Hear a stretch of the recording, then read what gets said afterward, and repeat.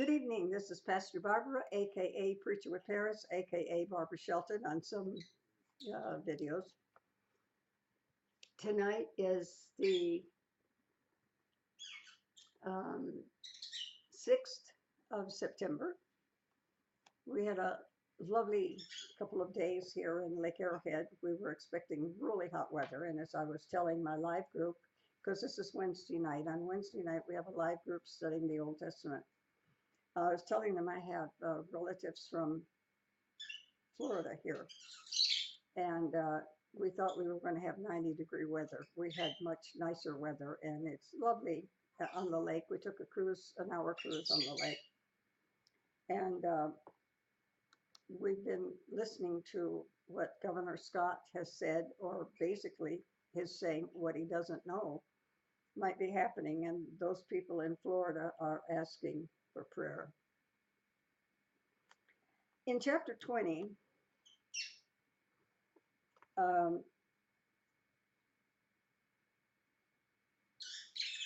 we talked about Aaron's rod that budded, meaning that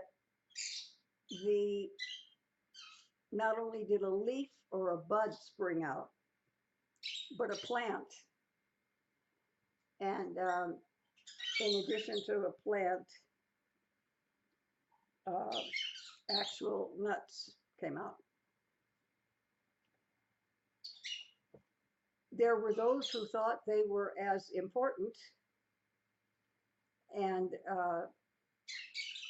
wanted to be as important as Moses and so forth. And God showed them that, in order to show them that no, Moses was the one that God put in charge. Then we got to the part, this is by way of review, then we got to the part where those who had voted not to cross over into Kadesh Barnea. Kadesh Barnea is like saying Tijuana, San Diego, or both sides of a border. They were on the Kadesh side. They voted, choosing to believe 10 of the spies instead of 2, Caleb and Joshua. And they refused to go in. So God said, all right, you don't want to go in? You will never go in. Remember that the lifespan at that time, Moses was 120 years old when he died. His brother and sister brought it up to about 130. So we presume that was the average lifespan at that time. Those that were 20 years old did not vote. So they did not refuse to do what God asked them to do. But those who voted were 21 and beyond. And so God said, all right, you didn't want to go in, you won't go in. Between 20 and 60 is 40 years. 60 is not specifically mentioned in the Bible, but 40 years is. The people began dying. Normally at 80, people were, like now would be 45 or 50. Maybe in the prime of their life. Very good at what they knew how to do, with still many years ahead of them to do it. But this was not the case. They didn't live that long. Now, these are some of the things that we did. We're going to use the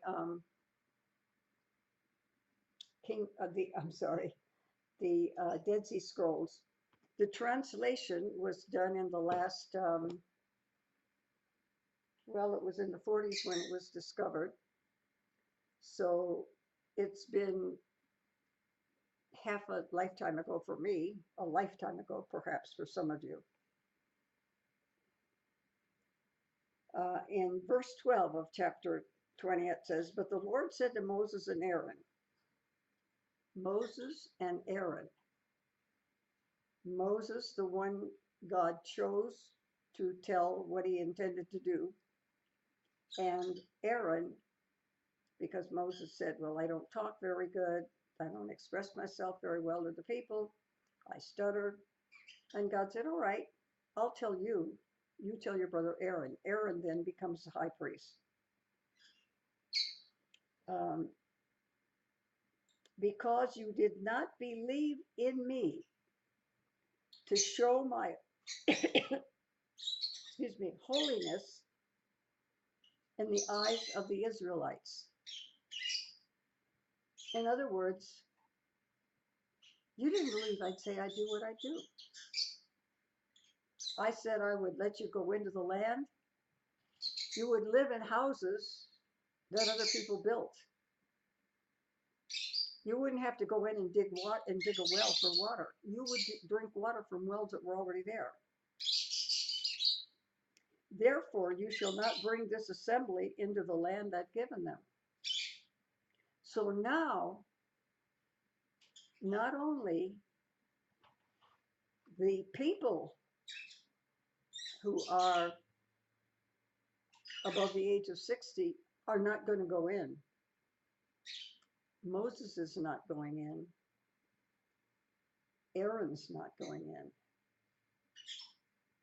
The only people going in are those that were 20 and younger when the subject of going into the promised land or not going into the promised land came up.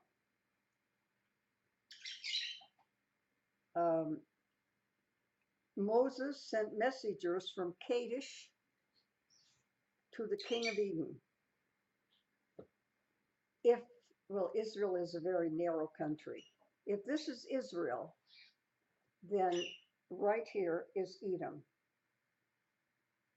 So to go into Israel, they needed to cross through Edom.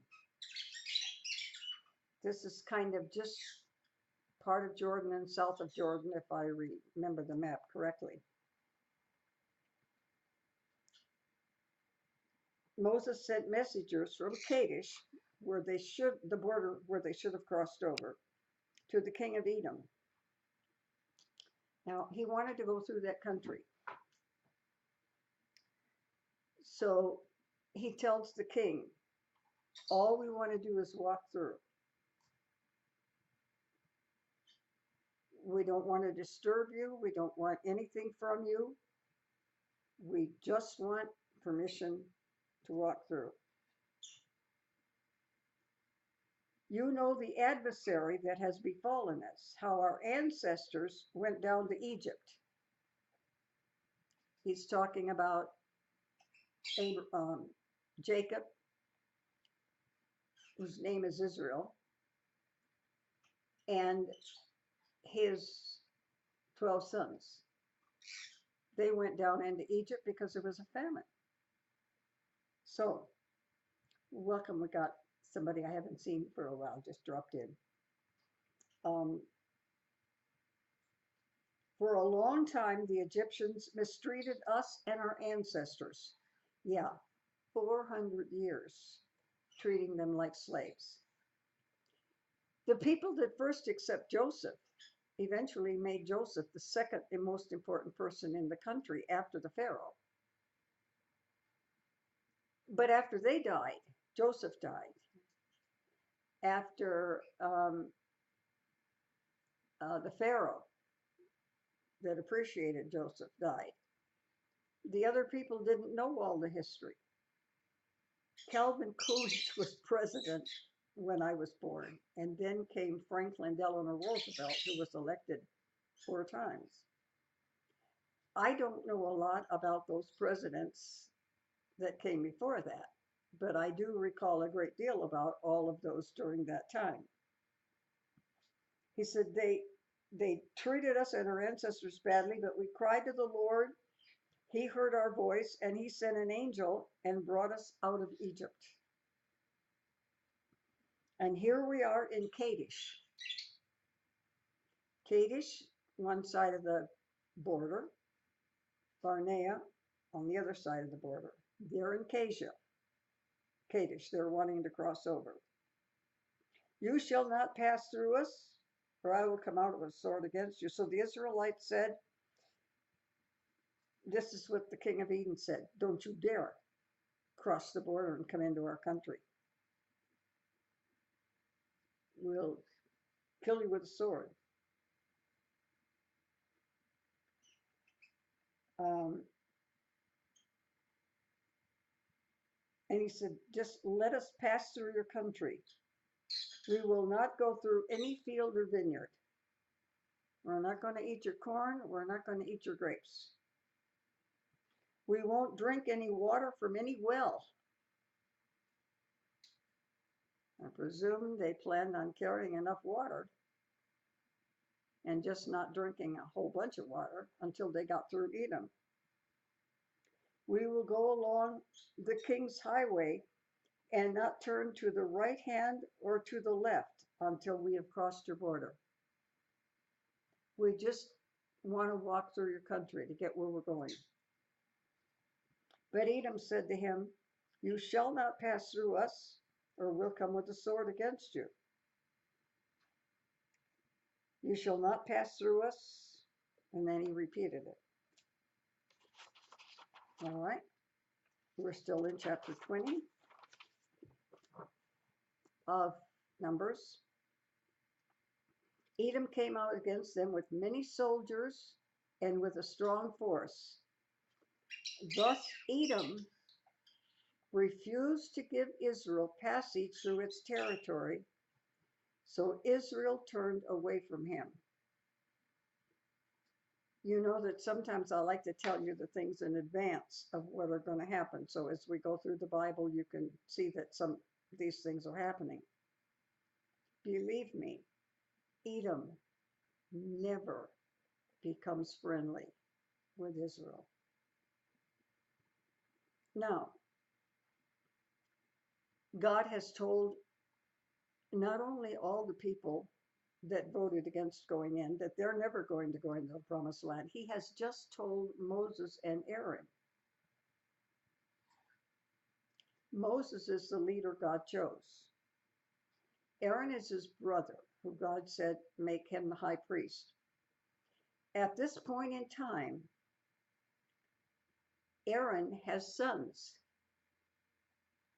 So his sons, who are priests, now qualify to become high priests. Verse 22, chapter 20. Then they journeyed from Kadesh, and the Israelites and the whole congregation came to Mount Hor. And on Mount Hor, they're on a mountain. When you're in a high place, you can look down and see things below you. One of the things that I wanted to do for my cousin and her daughter who were here was take them to a restaurant that was called the Cliffhanger. And it's a cliffhanger. The road is here, and then it drops off, and there's nothing. And it's at 4,500 feet high. Many planes hit that because they say, oh, we're 2,000, we're 3,000, we're 4,000 feet above the ground, we're fine. They haven't looked over here and saw that there's a mountain and they crash into it. It is literally a cliffhanger.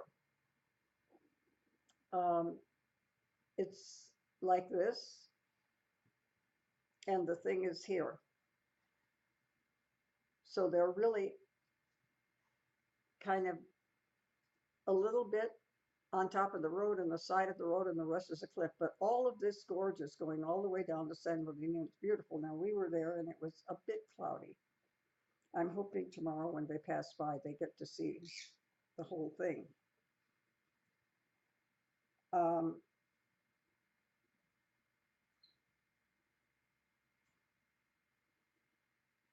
Aaron, his sons, now qualify to be high priests.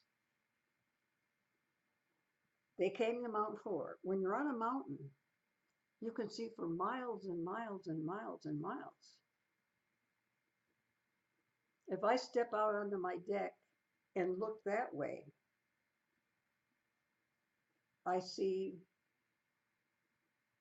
a town by the name of Big Bear. If I look a little bit this way and not quite that far away, I see Running Springs.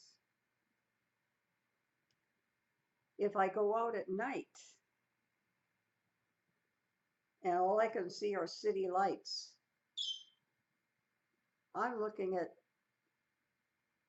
the towns that are not on the mountain, that are closer to sea level. When you're on the mountain, on a high place, you can see a lot of different directions.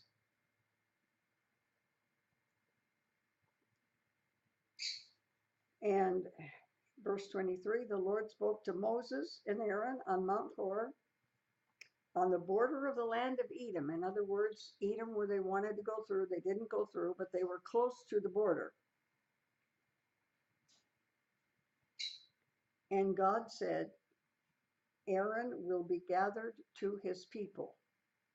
Some places in the Old Testament, when you're dying, they say you go to be with your ancestors or your fathers.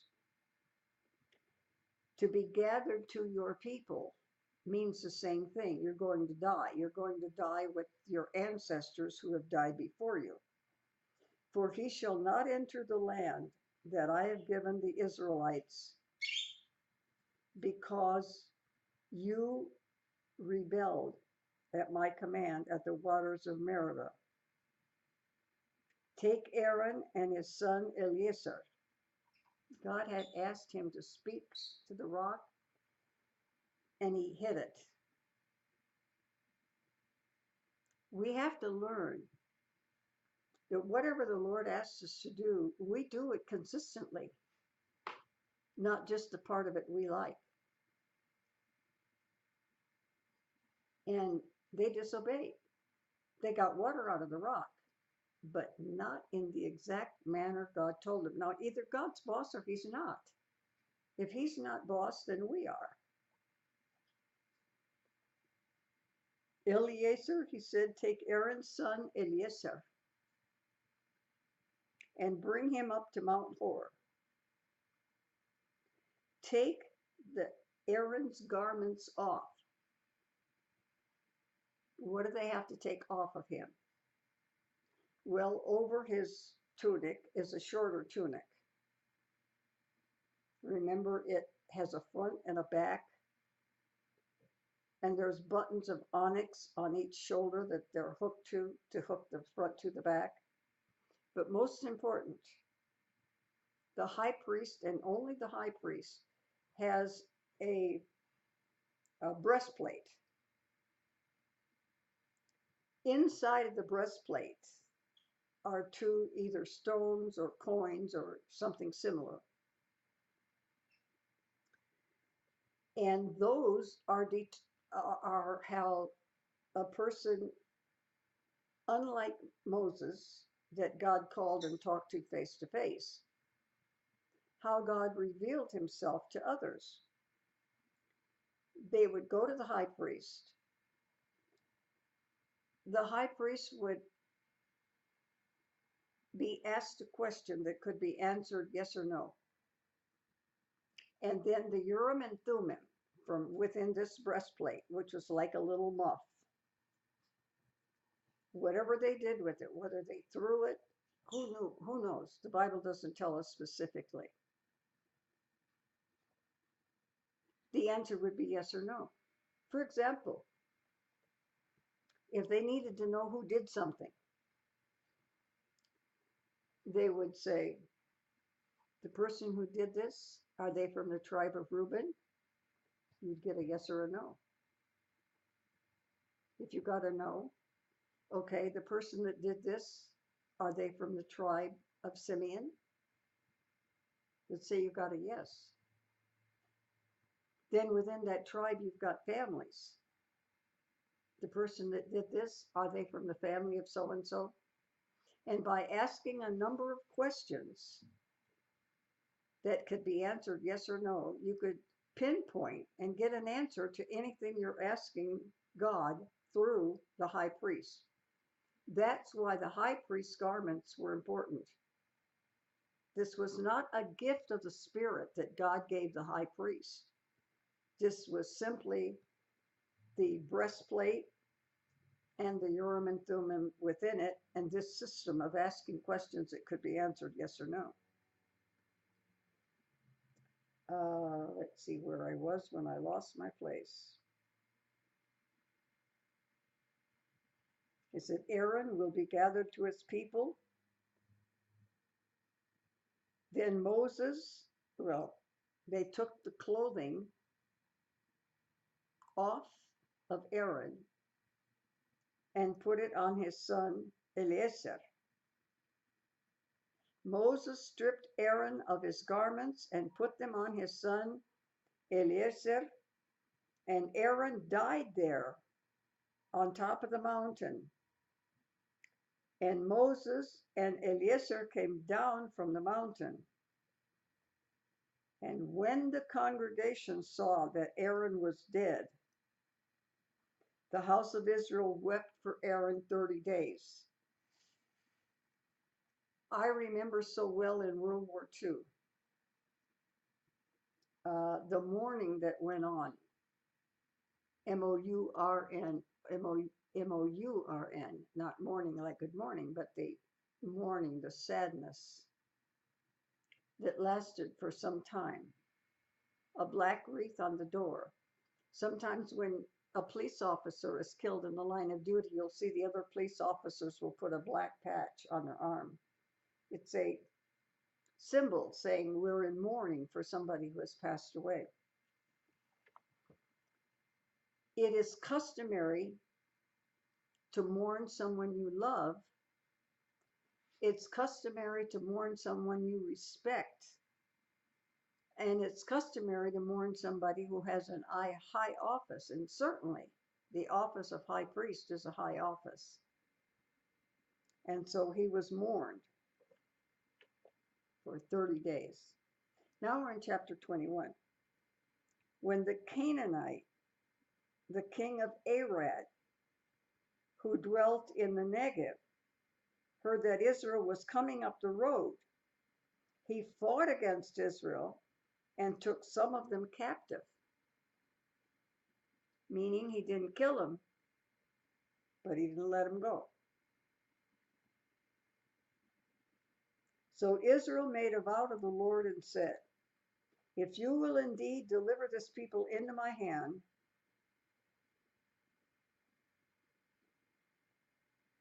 then I will totally destroy their cities. Now the Lord had told them, don't harass Moab. That's the country they wanted to walk through without drinking any water, without eating any food along the way. Don't bug them, don't harass them, don't make them mad.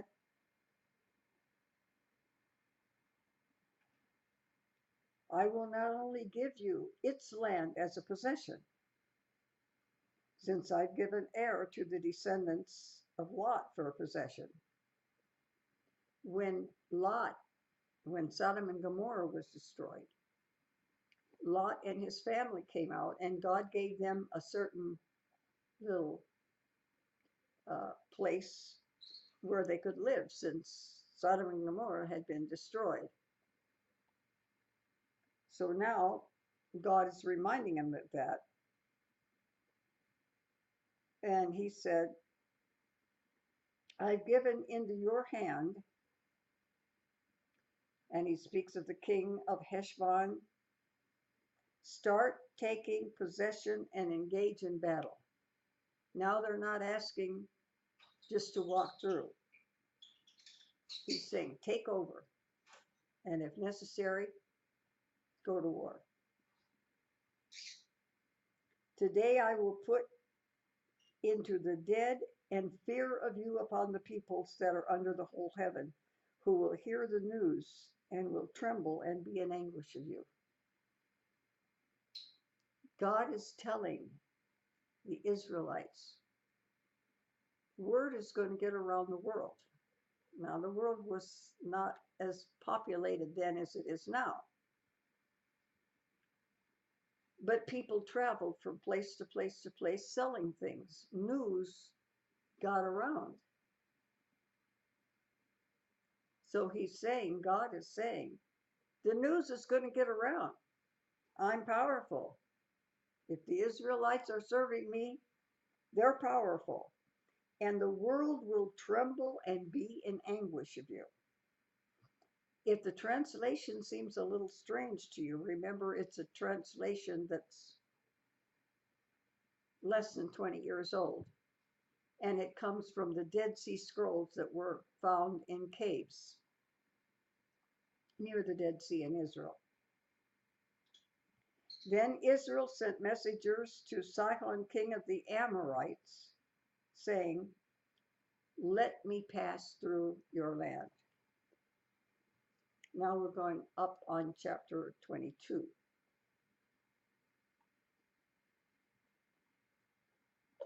A little bit more of my red water. I get tired of drinking plain water. And this is that stuff you can put in it to flavor it.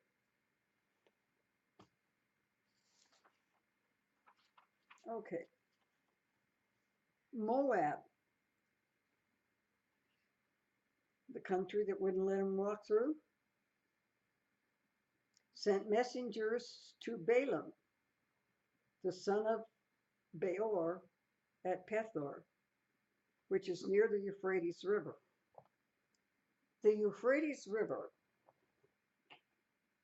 runs through Syria,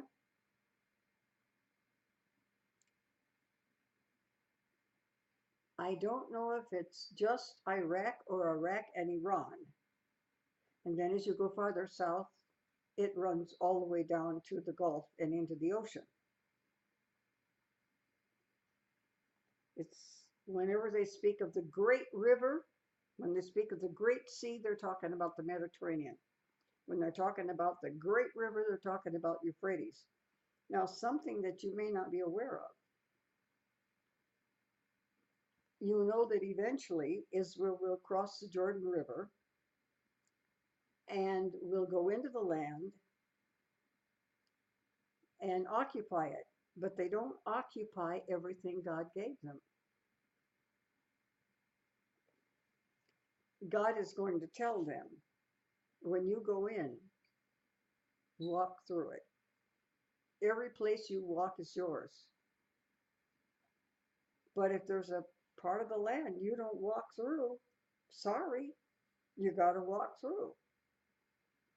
And they never got past where Israel is now, or Israel would be going all the way through up to part of Iraq, much of Syria. All of that would have been Israel if they would have walked that part of the land. But they didn't. I'm telling you this in advance. First of all, so that it'll help you understand what's going on. But also, when we get to that part of the scripture that I read it, you'll say, oh, that's right. She said that would happen, and here's where we learned that it happened. Now, Balaam, who lives near the river Euphrates that runs through Syria and down south, way past the borders of Israel, way past Jordan.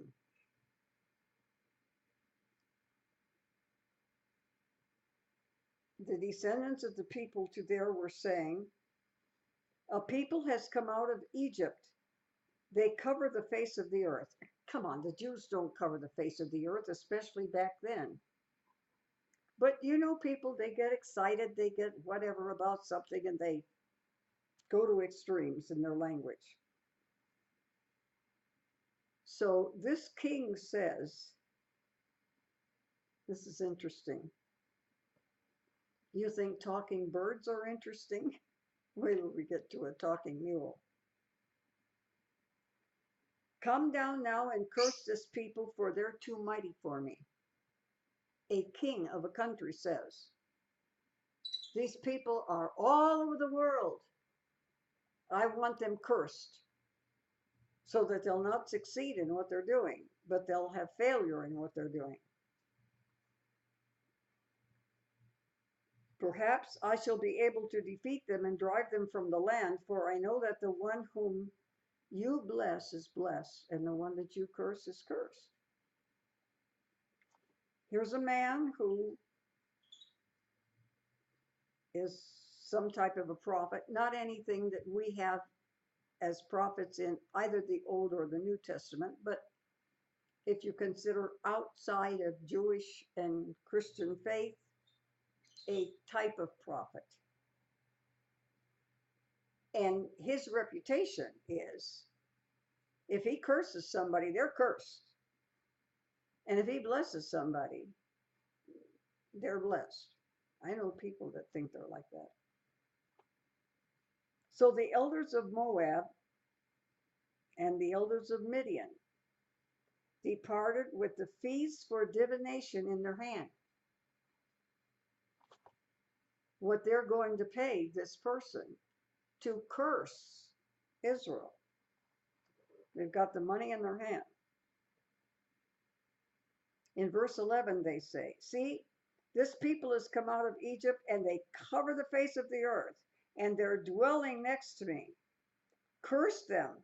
Perhaps we'll be able to fight against them and drive them out of the land. And God said to Balaam, do not go.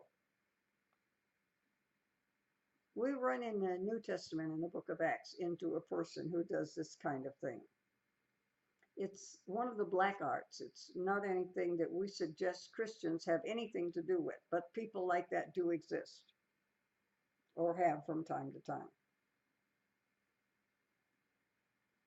And God said to this man, don't go. What they're asking you to do is not my will. And you get involved in it, you're in trouble along with them. So Balaam rose up in the morning and he went to the leaders of Balak. Go back to your Lord, small Lord, meaning your boss. Go back to your boss. For the Lord, capital L, meaning the Lord God. Go back to your boss and tell them that God has refused to let me go with you. So the elders of Moab went to Balak and said unto him, Balaam refuses to come with us. Now we jump over to verse 15. And Balak sent in leaders more numerous and more distinguished than first. More of them and more important. Can't you just see this game? I've known children to play this game. I've known families where they play this game. Well, you go because they'll trust you. You go because they like you. And your word is better than mine, or whatever. Then Balak says, please let nothing hinder you from coming to me. I will do you great honor. Whew. The king says to the prophet type person, do what I say and I will give you great honor. You become very important. But he said to the servants, even if Balak would give me his house full of silver and gold, I can't go because the Lord God told me not to. Therefore, please wait here. I may know what the Lord says to me tonight. And the princes of Moab stayed there with Balaam. And God came to Balaam at night, and he said, if these men who come to call you get up and go with them, only the word that I speak, you shall go. He said, it's okay.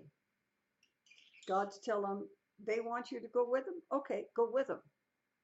But don't you dare say what they want you to say. They want you to curse Israel.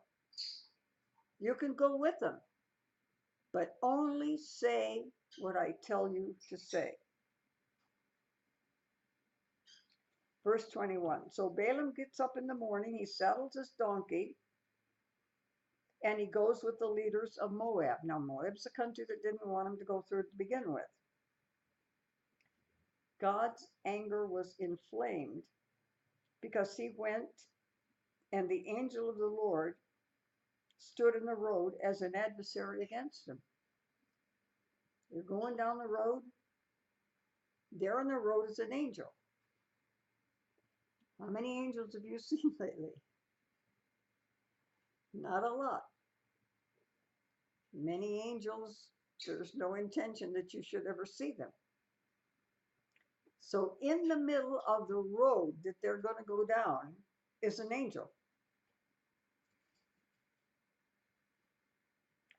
And the angel of the Lord took his stand in the road as an adversary against him.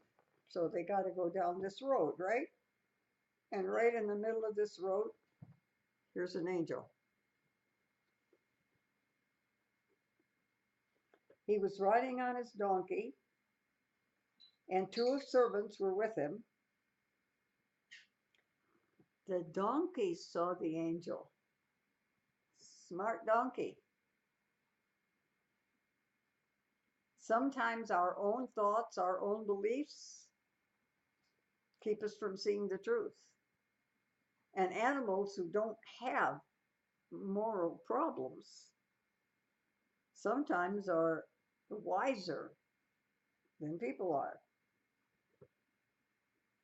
So the donkey sees the angel in the middle of the road, and his two servants were with him. And the donkey sees them with a sword drawn in his hand.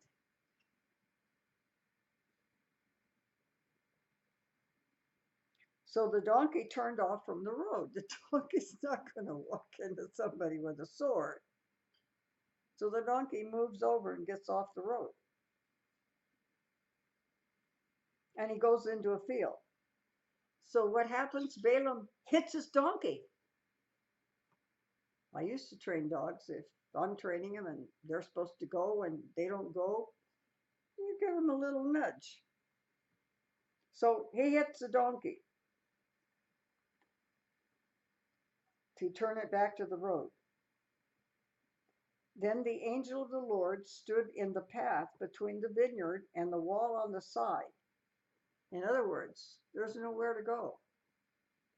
You either go down the road or you're going to run into an angel with a sword. The Lord opened the eyes of Balaam, and he saw the angel standing in the road with a sword drawn in his hand. And he bowed in his head and he fell before him. He realizes this angel is more important in the scheme of God than he is. He's not God, but he's more important in God's scheme than he is. And so he does obeisance. He bows down before him.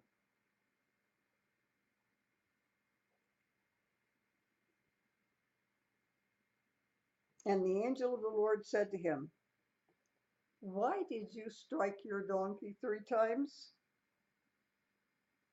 I've come as an adversary against you because your way is evil." But the donkey saw me and turned away from him before me 3 times, turned away from me 3 times. Now I would certainly have killed you and let her live. Then Balaam said to the angel, "I've sinned." When we finally realize we're not doing God's will, the best thing we can say is, "Lord, I've sinned. We got to start again. I need forgiveness. I'm wrong." Um, I must have lost my place. Just a second.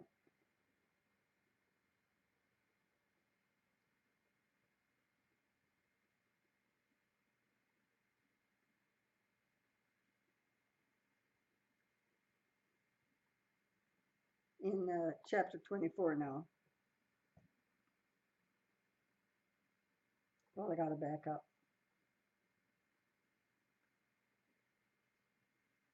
In verse 27 of chapter 23, Balak said to Balaam, the king says to this prophet type guy, lifted up his eyes, and they saw Israel encamping tribe by tribe. Simeon's tribes over there all together. Reuben's tribes here is all together. Joseph's tribes here all together. Naphtali's tribes are all there together. He sees them.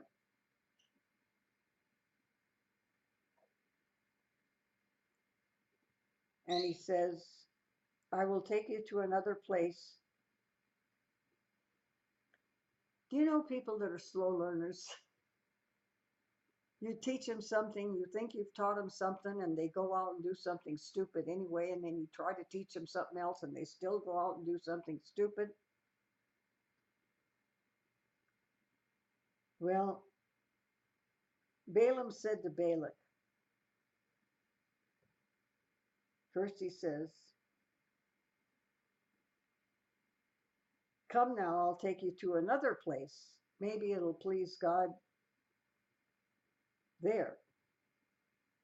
There's a place that overlooks the desert.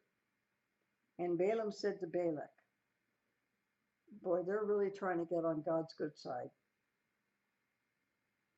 Build 7 altars and prepare 7 bulls and 7 rams.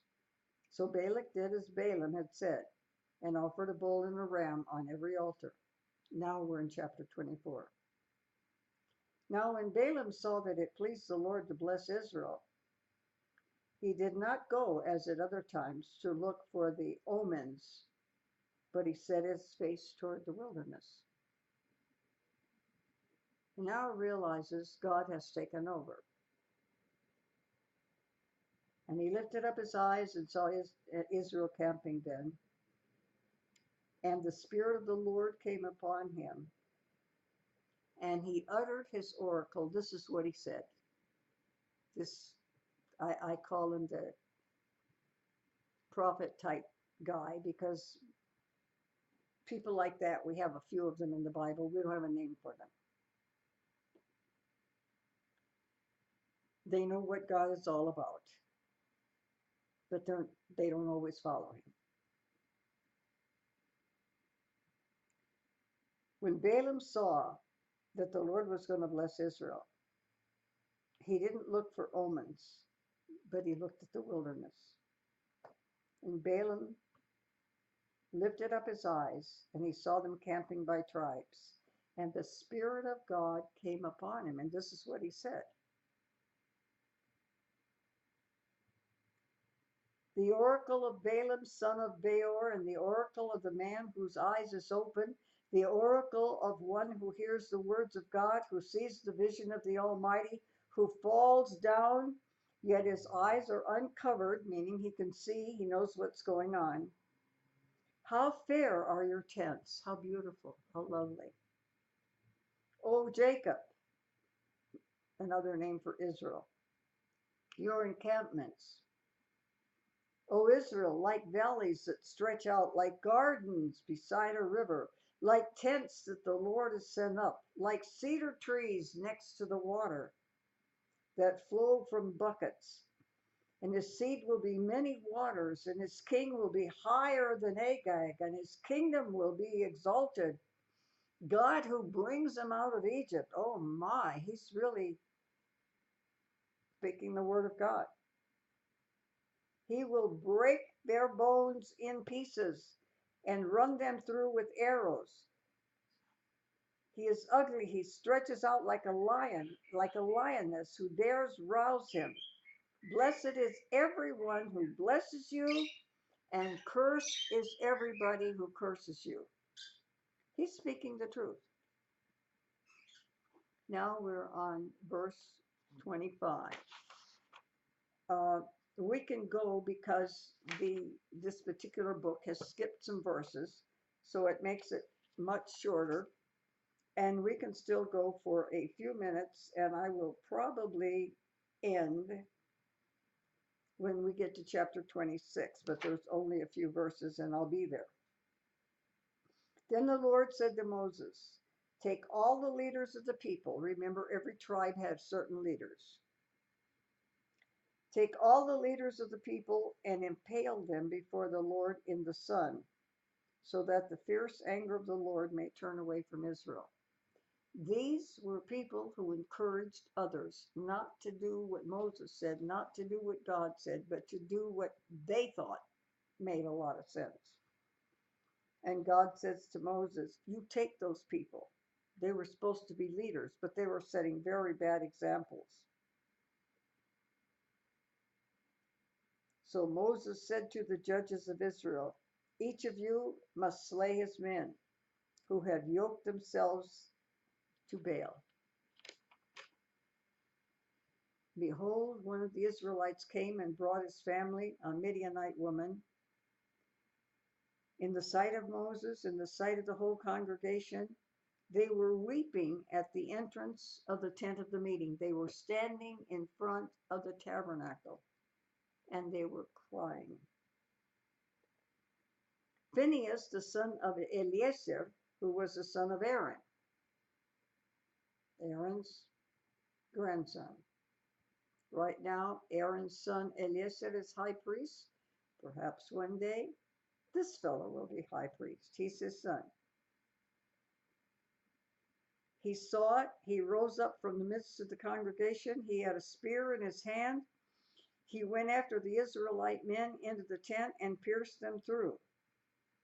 The man of Israel and the woman through her belly, so that the plague was checked among the children of Israel. A few were killed. The rest of them learned a lesson. A couple of verses more. Then the Lord said to Moses, speak to the Israelites, saying, remember when they were going to go to Moab the first time, God says, don't harass them, don't bug them. Tell them you're not going to drink their water, you're not going to drink. Now he's saying, bug them. I want you to go to the Midianites. Harass them, defeat them, for they have harassed you with their tricks, with which they've deceived you. And in various things, there was a sister who was killed on the day of the plague, etc. We're going to end right here. Let me mark it. Today is 9/6/17. We'll start here next week, and I'm going to close this video for the time being. Until the next video, blessings on you.